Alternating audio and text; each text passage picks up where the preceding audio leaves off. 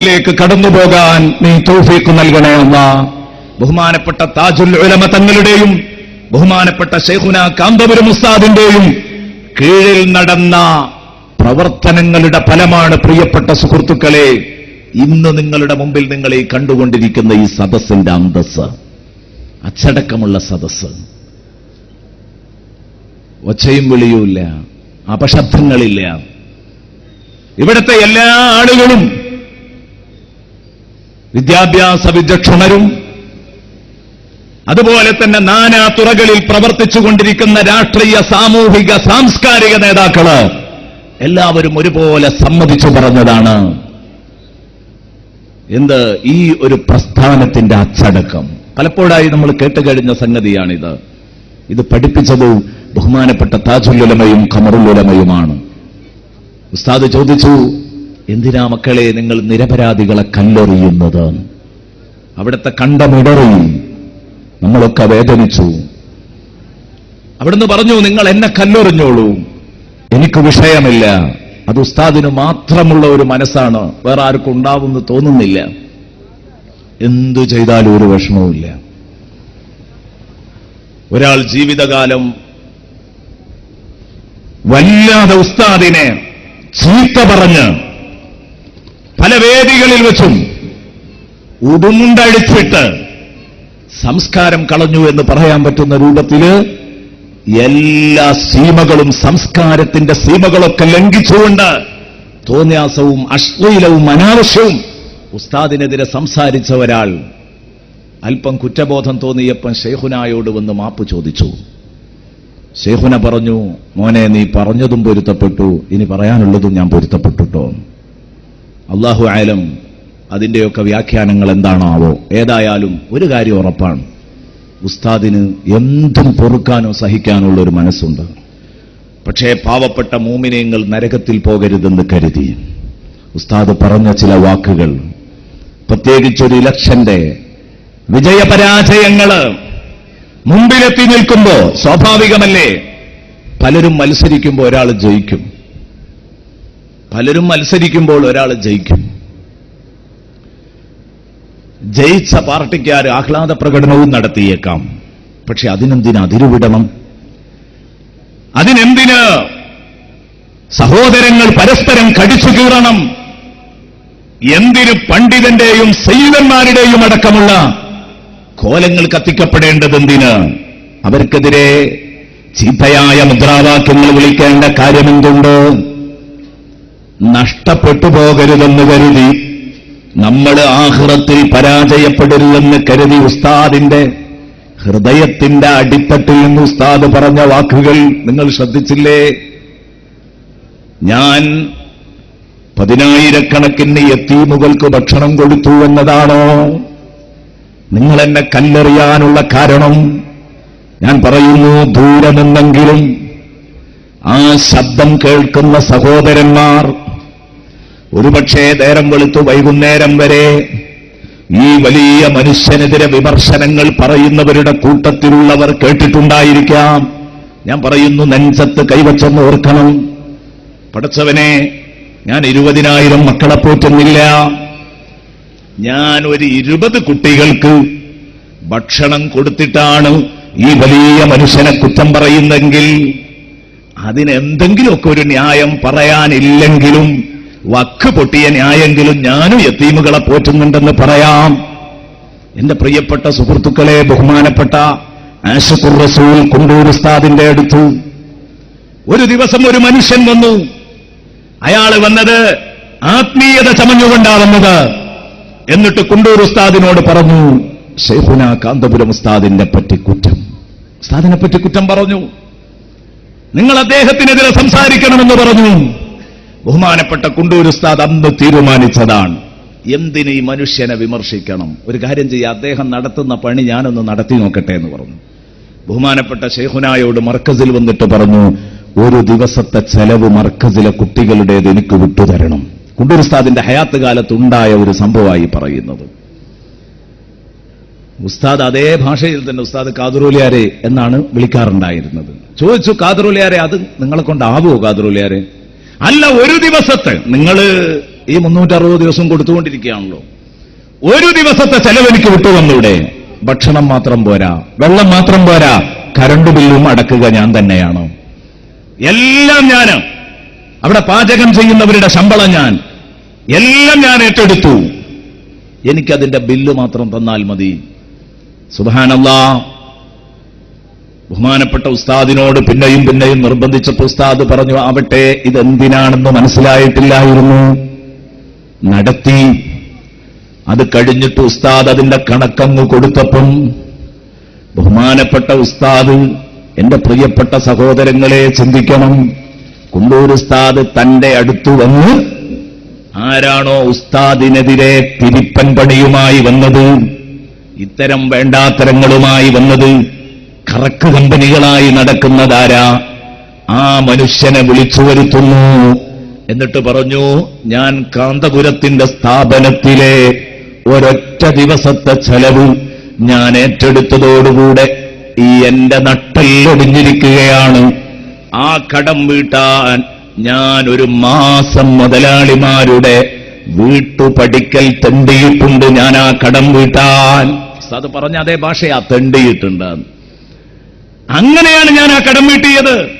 എന്നാൽ ആണ്ട് 365 ദിവസവും ഇത് കൊടുത്തുകൊണ്ടിരിക്കുന്ന ആ വലിയ മനുഷ്യനെ വിമർശിക്കാൻ എനിക്കെന്ത് ന്യായമുണ്ട്? ഞാനതിന് ന്യായം കാണുന്നില്ല. എന്റെ പ്രിയപ്പെട്ട സുഹൃത്തുക്കളെ ചിന്തിക്കണം. ഉസ്താദ് ലളിതമായി നിങ്ങളോട് ചോദിച്ചു, നമ്മളെ വീട്ടിലൊരു ഫംഗ്ഷൻ നടത്തുകയാണെങ്കിൽ 2000 ആളെ ക്ഷണിക്കപ്പെട്ടാൽ അവർക്ക് ഒരു നേരത്തെ ഭക്ഷണം കൊടുക്കാൻ നമ്മുടെ പ്രയാസം, നമ്മൾ ഗുണിക്കണം. 4-5 നേരം ദിവസവും ഇത് തീറ്റിപ്പോറ്റുന്നുണ്ടല്ലോ.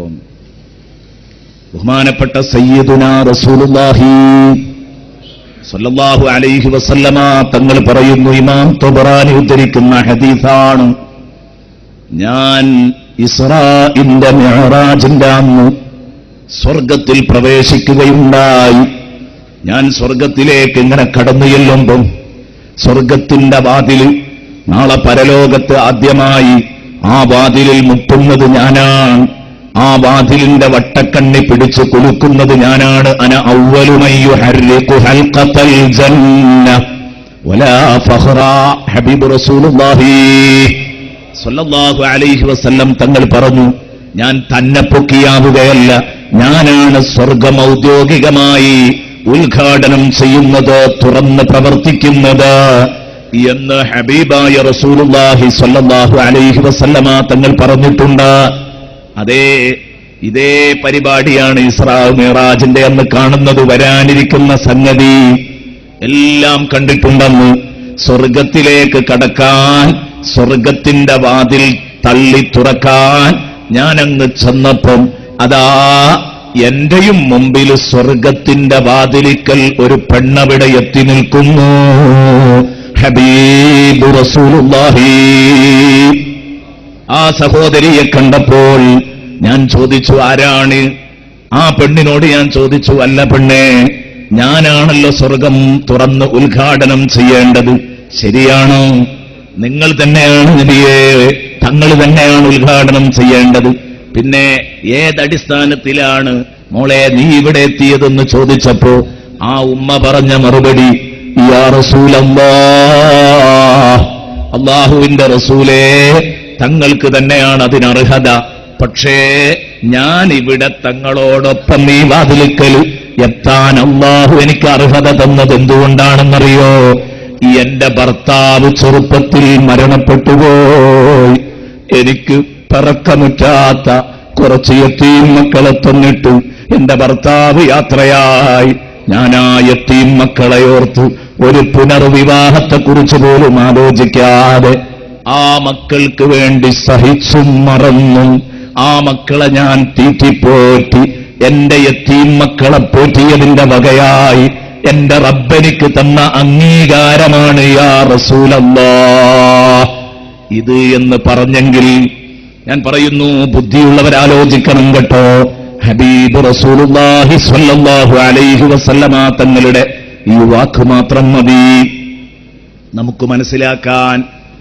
ഇത്രയും അധികം യതീം മക്കളെ പോറ്റുന്ന, തീറ്റിപ്പോറ്റി വളർത്തുന്ന, അതും 10ാം ക്ലാസ് കഴിഞ്ഞാൽ പേരിനൊരു യതീംഖാന നടത്തുകയല്ല, അനാഥാലയം ഞാനും നടത്തുന്നുണ്ടെന്ന് പറയാനല്ല. അങ്ങനെയാണെങ്കിൽ 10ാം ക്ലാസ് കഴിഞ്ഞിട്ട് പൊയ്ക്കോളൂ, നിങ്ങളുടെ മാർഗത്തിൽ നിങ്ങൾ പൊയ്ക്കോളൂ എന്ന് ഈ മക്കളോട് പറയാം. അല്ലെ, പല അനാഥാലയങ്ങളും അങ്ങനെയാ. 10ാം ക്ലാസ് കഴിഞ്ഞിട്ട് ആ കുട്ടികളങ്ങ് എറിഞ്ഞു കൊടുക്കുകയാണ്, ഓരോരുത്തരും അവനവന്റെ പാട്ടിന്. അല്ലെ, പലപ്പോഴും അത്തരം മക്കള് സമൂഹത്തിന് വലിയ ഭാരമായി മാറാറുണ്ട് തെരുവുകളിൽ. അതുമുണ്ട്, ഇല്ലെന്ന് പറയുന്നില്ല. 10 കൊല്ലത്തെ കർശനമായ ശിക്ഷണത്തിൽ നിന്ന് പുറത്തു വരുമ്പോ ആ കുട്ടി പിന്നെ നാട്ടിൽ വന്നിട്ട് എന്തൊക്കെയായി പോകുക എന്ന് പറയാൻ പറ്റില്ല.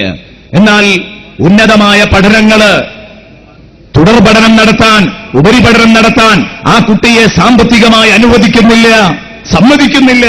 കാരണം ആ കുട്ടി പാവപ്പെട്ട കുടുംബത്തിലാണ്, ആ കുട്ടി ഒരു യതീമാണെന്ന കാരണം കൊണ്ട് ബഹുമാനപ്പെട്ട ശൈഖുന ഒരൊറ്റ കുട്ടിക്ക് പോലും ശൈഖുനയുടെ സ്ഥാപനത്തിൽ നിന്ന് ഇറങ്ങി വരുന്ന കുട്ടിക്ക് ഗതികേടില്ല. എല്ലാ കുഞ്ഞുങ്ങളെയും വിളിച്ചിട്ട് ചോദിക്കുക, മക്കളെ ഇനി നിങ്ങൾക്ക് എന്താവണം? ഒരു യതീം കുട്ടി മനസ്സ് തുറന്ന് സംസാരിക്കുകയാണ്, ഉസ്താദെ എനിക്ക് ഡോക്ടറാകണം. പറയാൻ ധൈര്യം വരുമോ ഒരു യതീം കുട്ടിക്ക്? ഉസ്താദ് അത് ഏറ്റെടുക്കാൻ തയ്യാറാ. എങ്ങോട്ടാണോ എത്തണമെന്ന് ആഗ്രഹിക്കുന്നത് അവിടം വരെ കൈപിടിച്ചെത്തിക്കാൻ ഒരു ഉപ്പ കൂടെയുണ്ടാകുമ്പോൾ അറബ് ലോകം ഉസ്താദിനെ അബുൽ ഐത്താം എന്ന് വിളിച്ചെങ്കിൽ അതിൽ അത്ഭുതപ്പെടാനില്ല. അല്ലാഹു തആല കൊടുത്ത വലിയ ഒരു ശക്തി നോക്ക്. നിങ്ങൾ ഇത്രയും വലിയ സ്ഥാപനങ്ങളും സംരംഭങ്ങളും നടത്തി ഉസ്താദ് ഇപ്പോഴും ഓടുക. ഈ സ്ഥാപനത്തിന്റെ ഉദ്ഘാടനത്തിന് ഉസ്താദിനെ ഒന്ന് കിട്ടിക്കിട്ടാൻ എത്ര പ്രയാസപ്പെട്ടു എന്ന് അതിനുവേണ്ടി ശ്രമിച്ചവർക്ക് അറിയൂ. അല്ലെ, ഒന്ന് കിട്ടാൻ. കാരണം തിരക്ക്, ജീവിത തിരക്ക്, ഇത് നമ്മൾ പ്രത്യേകം പരിഗണിക്കേണ്ടതുണ്ട്. ഇപ്പൊ 77 വയസ്സും കഴിഞ്ഞു. നമ്മളൊക്കെ ആണെങ്കിൽ കസേരയിൽ കാലും നീട്ടി മക്കളെയും പേരമക്കളെയും ഒക്കെ കാത്തിട്ട് വിശ്രമിച്ചിരിക്കുന്ന കാലം അല്ലേ? എന്താ മക്കളെ, പേരക്കിടാങ്ങളോടും മക്കളോടും ഒക്കെ സന്തോഷം പറഞ്ഞ് മക്കളോട് വീട്ടിലെ ചെലവ് നടത്താൻ നിർബന്ധിച്ച് ആജ്ഞാപവറുള്ള ഉപ്പയാണെങ്കിൽ മക്കളോട് കണ്ണുരുട്ടി കാര്യങ്ങളൊക്കെ ഇങ്ങനെ നിവൃത്തിയാക്കി പോകുന്ന ഒരു കാലം ഇപ്പോഴും ഓടുകയാണ്. എന്തിന്? സ്വന്തം പുരയിലെ ഭക്ഷണത്തിനു വേണ്ടിയല്ല, സ്വന്തം കുടുംബത്തിന്റെ കാര്യത്തിനു വേണ്ടിയല്ല. എന്തിനാണ് ഉസ്താദ് ഓടുന്നത്?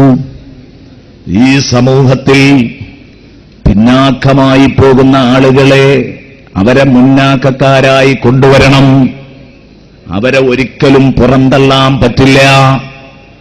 അവരെ മുന്നോട്ട് കൊണ്ടുവരണമെന്ന് കരുതിയിട്ട് ഉസ്താദ് ശ്രമിക്കുന്നു, പണിയെടുക്കുന്നു. ഇപ്പോഴും വിശ്രമമില്ലാതെ ഓടിക്കൊണ്ടിരിക്കുകയാണ്. ആ ഓട്ടത്തിൽ നിറഞ്ഞ ഇഖ്ലാസും അല്ലാഹു നൽകിയ പ്രത്യേക ആ സാമർഥ്യവുമുള്ളതുകൊണ്ട് എവിടെ ചെന്ന് കൈനീട്ടിയാലും പ്രിയപ്പെട്ട സുഹൃത്തുക്കളെ, ജനങ്ങളുടെ ഹൃദയം ഉസ്താദിലേക്ക് ആകർഷിക്കുന്നു. അതല്ലേ സംഭവിച്ചുകൊണ്ടിരിക്കുന്നത്? അതാണ് സംഭവിച്ചുകൊണ്ടിരിക്കുന്നത്. ഉസ്താദിനറിയാം, ആരോട് ചോദിച്ചാലും എടുത്തു കൊടുക്കാവുന്ന, എത്ര പൈസയും ചോദിച്ചാൽ എടുത്തിങ്ങോട്ട് കൊടുക്കുന്ന ഒരു നാക്ക് അല്ലാഹു ഉസ്താദിന് കൊടുത്തിട്ടുണ്ട്. അറിയുന്നത്